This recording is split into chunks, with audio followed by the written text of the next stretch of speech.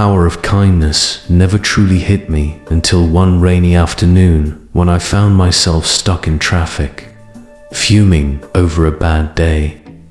Deadlines loomed over me like storm clouds.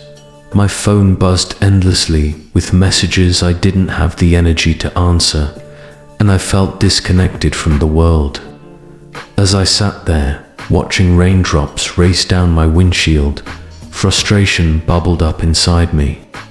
That's when I noticed an old man on the sidewalk, struggling to gather the groceries he had just dropped. Without thinking, I jumped out of my car and ran to help. The look of relief on his face, the simple thank you he offered, shifted something in me. Later that night, still unsettled by how much that small moment affected me, I called William. He was my old college friend, the kind of guy who always found ways to make people feel valued. While I focused on my own struggles, he seemed to effortlessly lift others up. I never understood how he did it, but I was desperate enough to ask, "William, how do you do it?" I blurted it out after he answered, "How do you always stay so positive and make people feel good?" He chuckled, and I could almost see the knowing smile forming on his face. "You're finally asking the right question," he said. "Listen, kindness isn't just about helping others, it's about helping yourself too." I scoffed. "Great. So, what? I just start being nice and all my problems disappear?" "Not exactly," he replied. "Meet me for coffee tomorrow. I'll show you something that changed my life." Curious but skeptical, I agreed. The next day, I found myself sitting across from William, nursing a cappuccino while he pulled out a notebook. "Kindness isn't just about big gestures," he began, flipping through the pages. "It's about small, consistent actions. Think of it like planting seeds.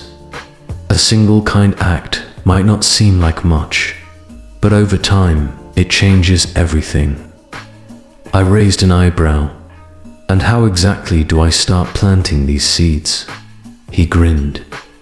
"I'll break it down into 3 steps. But you have to trust the process. Step 1. Start small and be intentional." William handed me a pen.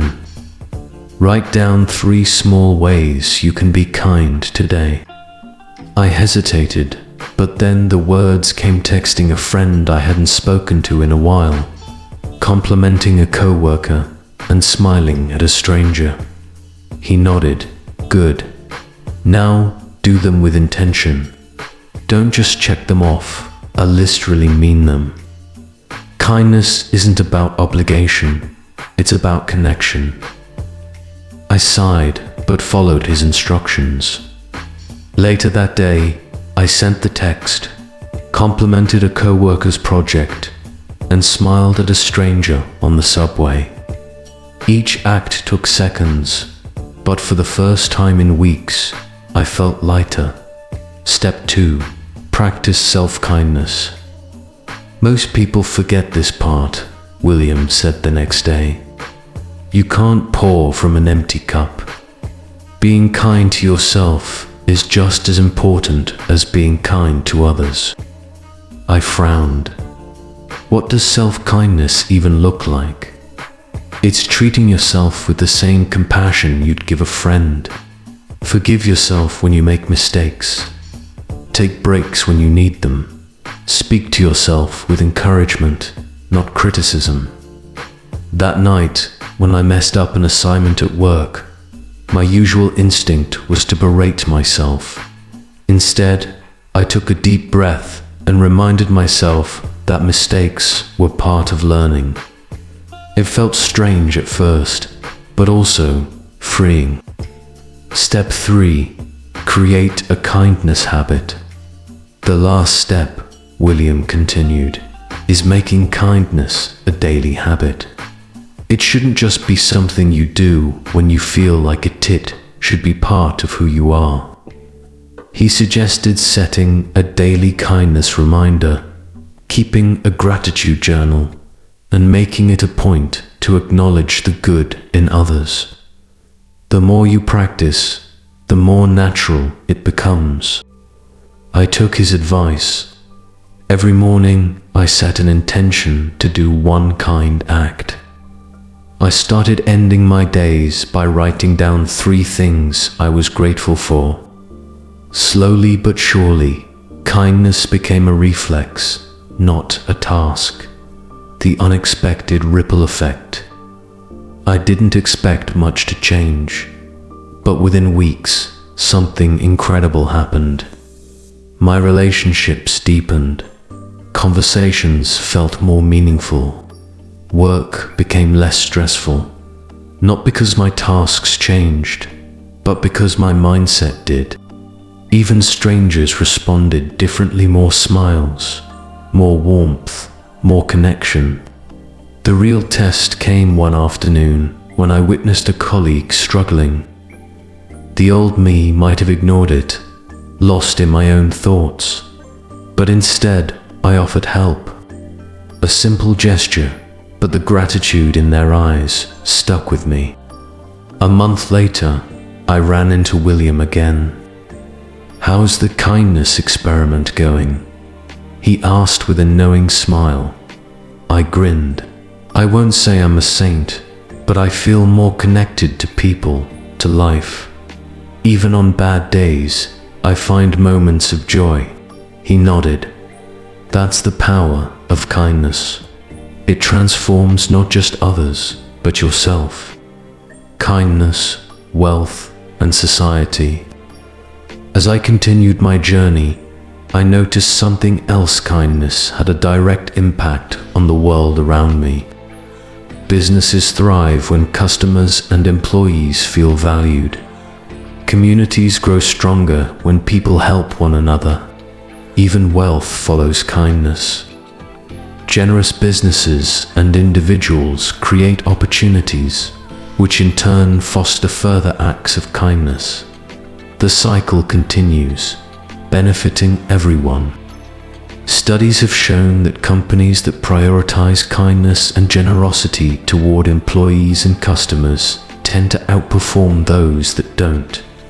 When people feel appreciated, they work harder, collaborate better, and innovate more.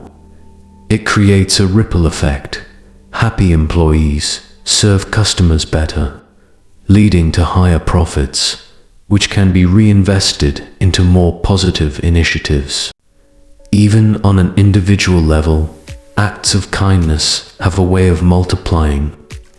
I saw firsthand how a simple kind gesture could inspire others to do the same. A friend who received unexpected support from me went on to help someone else. A colleague I encouraged started being more patient with their team. It was as if kindness created an endless chain reaction, shaping the world into a better place, one act at a time. Spreading the change. The most surprising part, others started noticing. My co-workers asked what had changed about me. Friends opened up more. Even my family, who often saw me as distant, sensed a shift.